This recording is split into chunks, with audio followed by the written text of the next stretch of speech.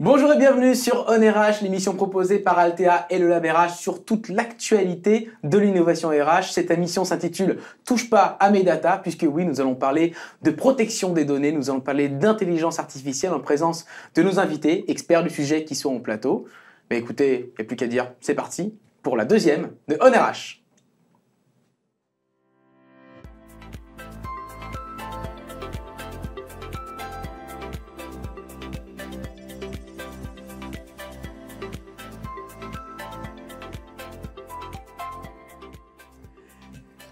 Ravi de vous accueillir pour cette deuxième émission de On RH et tout d'abord merci pour nous avoir suivis si nombreux lors de la première. On a eu plein de commentaires positifs qui nous entraînent à continuer et à en faire encore plein d'autres. Pour animer cette deuxième émission, j'ai le plaisir d'accueillir Alexandre Delmas. Salut Alexandre. Hello David. Tu es écosystème builder au sein du Lab RH. Ça veut Exactement. dire que tu gères tout l'écosystème des startups RH. Un peu plus de 410 startups membres aujourd'hui sur les 600 qu'on compte en France. Donc tu en gères 400 et tu as le temps de venir avec moi pour animer une émission. Je ne peux qu'accepter. Oh, c'est gentil, Alexandre. Merci beaucoup. Alors, je vous avais promis des invités de marque pour parler d'intelligence artificielle, de protection des données, parce que c'est un sujet d'actualité. On a choisi d'avoir des invités de qualité. Et je vais commencer par présenter, est-ce qu'on présente encore Jérémy Lamry, fondateur du Lab RH. Bonjour Jérémy. Bonjour David. Merci d'avoir accepté notre invitation. On va parler de cette charte éthique que vous avez coécrit au sujet des ressources humaines. Et on va voir qu'il y a beaucoup de choses dedans et on va essayer de comprendre pourquoi vous l'avez coécrite. Également avec nous, Jérôme Béranger. Bonjour Jérôme. Bonjour. Alors, vous avez plusieurs casquettes. Alors ça, je prends ma petite fiche. Jérôme, vous êtes cofondateur et directeur scientifique du label ADEL. Exactement. On va expliquer ce que c'est que le label ADEL. Et vous êtes également chercheur à l'INSERM. Et vous avez notamment été plusieurs fois interrogé lors de commissions parlementaires sur les sujets d'intelligence artificielle, de protection des données. Exactement, par rapport au règlement européen à l'Assemblée nationale, puis par le rapport Villani à l'intelligence artificielle qui est sorti la semaine dernière, Ouais. Et notamment aussi par le rapport CNIL sur la loyauté des algorithmes. Bon, voilà, on est dans le cœur du sujet. Donc ma première question s'adresse à vous, Jérôme. Tout d'abord, est-ce qu'on pourrait en savoir plus sur ce label ADEL ? Oui, tout à fait. Alors, ce label éthique, finalement, c'est le premier label au niveau mondial qui permet d'évaluer d'un point de vue éthique tout le traitement des données numériques, à la fois de la conception, de la mise en place et l'usage qu'on en fait. Alors justement, on va parler d'éthique et Oui. le mieux, c'est de reposer un petit peu le concept. Qu'est-ce que l'éthique ? Alors Jérôme ? ça, on me pose souvent la question, l'éthique, comment je pourrais la définir simplement ? Par définition, ça vient du mot grec ethos, qui veut dire les mœurs, les habitudes. Et finalement, l'éthique, c'est quoi ? C'est comme une boussole, c'est apporter du sens à une action.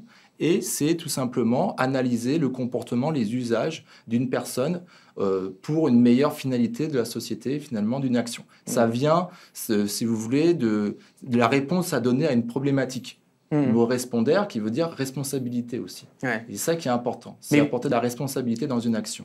Certes, mais alors en ce moment, on parle beaucoup d'éthique à l'occasion justement des règlements européens pour la protection des données, mais vous dites, vous, que l'éthique, ça va bien au-delà des données.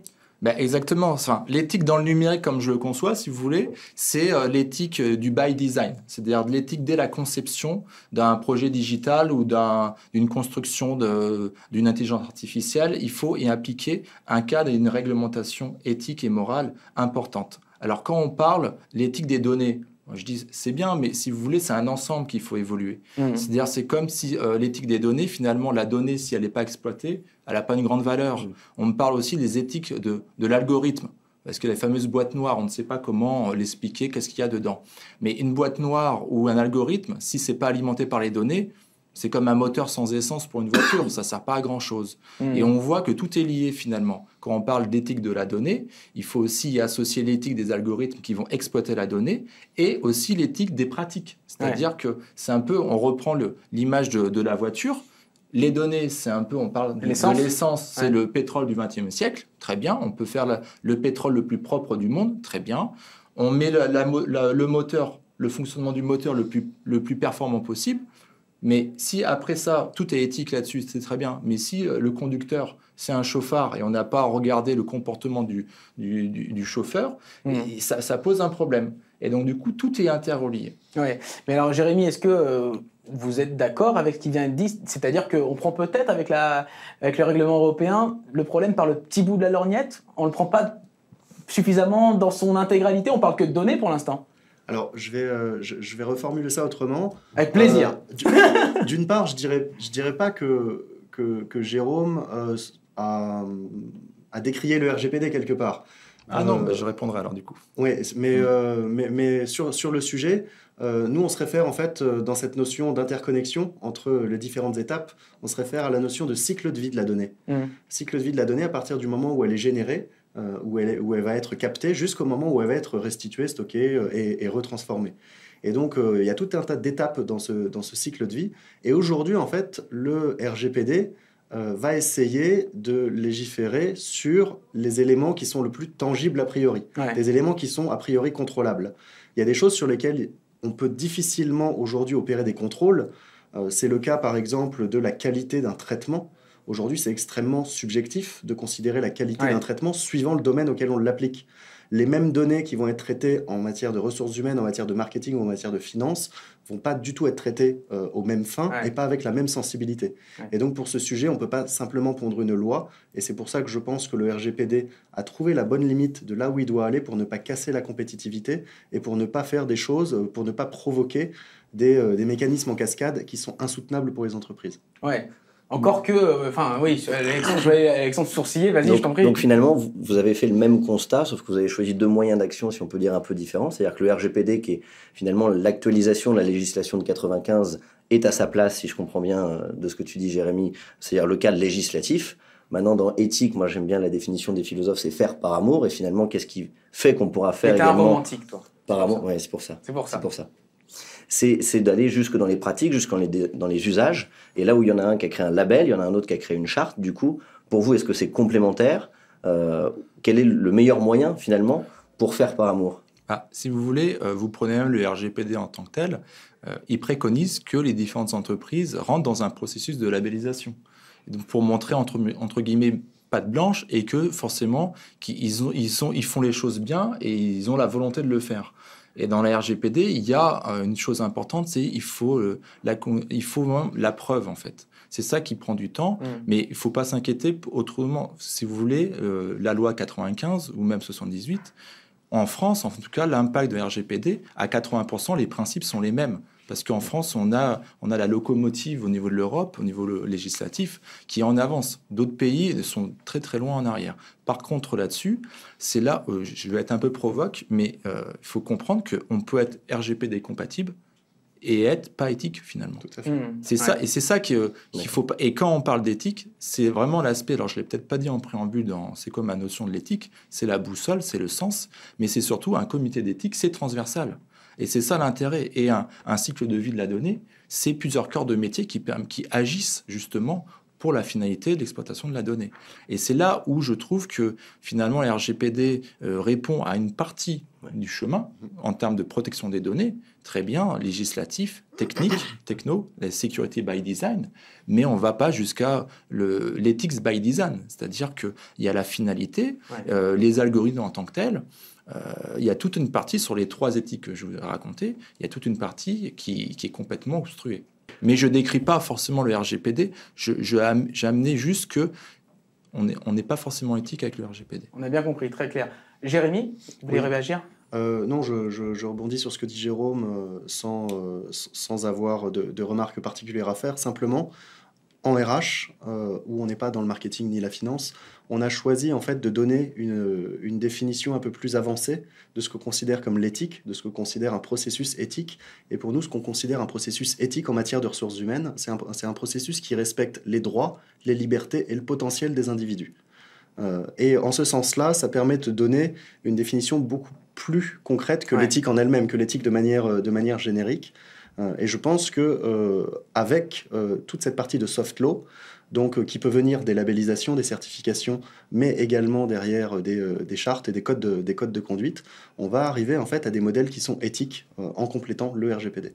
Alexandre ? Du coup, si je peux rebondir justement, vous allez finalement aider un peu chaque entrepreneur qui veut se lancer dans l'innovation RH, parce que s'il respecte le label ou s'il respecte la charte justement, il sera par essence compliant, il sera conforme au RGPD. Mais qu'en est-il finalement de toutes les startups qui existent aujourd'hui, qui n'ont pas forcément fait du design, qui ont intégré l'éthique dans leur design? Comment on peut les accompagner? Est-ce que finalement cette démarche éthique ne va pas être un frein, voire ne va pas tuer quelques innovations qu'on retrouve aujourd'hui sur le marché? Alors, il y a plusieurs choses dans ce que tu dis, Alexandre. Premièrement, quand on parle de label ou de charte, aujourd'hui avec Adèle et le Lab RH, on a fait notre chemin. Ce ne sera pas l'un ou l'autre, ce sera l'un et l'autre. Parce qu'on pense que les deux se complètent et sont nécessaires. C'est-à-dire la charte, le code de bonne conduite, il est bien à partir du moment où sur certains éléments, il peut être au moins objectivé. Ensuite, sur l'existant, toutes ces startups et toutes ces organisations qui sont dans le besoin, dans un premier temps, de se mettre en conformité au RGPD, et dans un deuxième temps, essayer de coller à des codes de conduite et à des labels qui deviendront, je le pense, des arguments commerciaux par ailleurs. Le sujet n'est pas de est-ce que ça va les tuer, les ralentir. Le sujet, c'est que c'est le monde dans lequel on vit aujourd'hui. Et c'est comme si on se demandait, oui, mais est-ce que la voiture a pas mis fin aux calèches? Peut-être que si, mais l'éthique aujourd'hui, c'est un peu le éthique is the new black. On est bien d'accord, enfin moi je suis complètement d'accord sur le fait que l'éthique c'est fondamental, mais quand on sait que dans le cadre du RGPD, les utilisateurs doivent dire expressément je suis d'accord pour que mes données soient utilisées ou non, on peut s'attendre à ce que de nombreux utilisateurs disent non, je ne suis pas d'accord, vu la mauvaise presse sur les données aujourd'hui, on peut se dire que l'essence qui vient dans les moteurs va être complètement coupée. Et quelque part, est-ce que, à l'échelle européenne, on n'est pas, avec la RGPD et la manière dont c'est fait, en train de perdre le combat compétitif contre les autres continents, la Chine, les États-Unis? Jérôme? Là-dessus, si vous voulez, il faut bien prendre... Nous, quand on a créé le label éthique, justement, Adèle, c'est justement pour pallier à ça. C'est-à-dire que vous allez aux États-Unis, vous allez en Chine, vous allez dans d'autres pays hors de l'Europe, vous apercevez que finalement, c'est qu'il faut apporter un cadre qui soit à la fois qui réponde aux attentes des entreprises, mais aussi aux exigences de la société. Et il faut que ça soit un cadre flexible, qui réponde aussi à l'évolution des technologies. Parce que tout va très vite, tout est exponentiel. Et donc, du coup, si vous voulez, c'est important d'apporter un cadre de confiance. Donc, dans le label, nous, c'est apporter de la sécurité, de la transparence et aussi également de la confiance vis-à-vis et du sens vis-à-vis de la société. Et c'est ça qui est important. Donc quand vous dites non mais c'est leur mettre un caillou dans la chaussure, pas du tout, parce que s'ils le font dès la conception, l'image qu'ils en ressortent, c'est très important que ça soit par rapport à leurs potentiels clients ou par rapport à des clients ou des entreprises qui vont développer ça ou même des futurs partenariats avec des grands groupes. C'est important d'apporter ça. D'accord. Jérémy, vous vouliez réagir? Je prends l'exemple de Facebook. Facebook, dont on sait depuis des années que nos données sont commercialisées, qu'elles peuvent être déformées, elles peuvent être dérivées. On peut faire n'importe quoi avec nos données. Il y a encore plus d'1 milliard de personnes sur Facebook. Oui, mais les GAFA peuvent se permettre, Jérémy, de dire, enfin Google dit aujourd'hui, si vous voulez pas qu'on utilise vos données, ben on vous coupe Google. Eux, ils peuvent se le permettre de faire une politique très dure vis-à-vis des utilisateurs et de leur dire, vous voulez pas de problème, vous utilisez plus. Les startups, je me dis, bon, quelque part, ça va être très difficile pour eux. Ça dépend du service qu'elles proposent. Si le service est à valeur ajoutée, le consommateur aura envie d'utiliser le service et donc acceptera la contrepartie. La seule différence avec avant, c'est qu'il faut expliquer pourquoi on utilise les données. Et a priori, tous ceux qui utilisent les données pour des raisons qui ne sont pas critiquables, qui ne sont pas polémiques, n'ont aucun souci à se faire. Très bien. Et c'est surtout apporter un retour sur investissement. Et donc c'est un travail de culture, un travail d'éducation, de sensibilisation.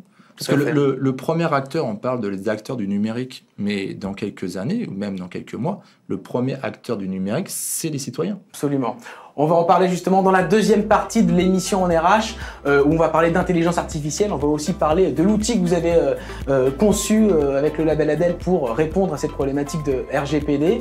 N'hésitez pas à vous rendre sur le groupe On RH sur LinkedIn pour découvrir la deuxième émission qui sera diffusée dans une semaine, si je ne me trompe pas, Alexandre. C'est tout à fait ça. Merci à tous les trois. On se retrouve dans la deuxième partie de l'émission tout de suite.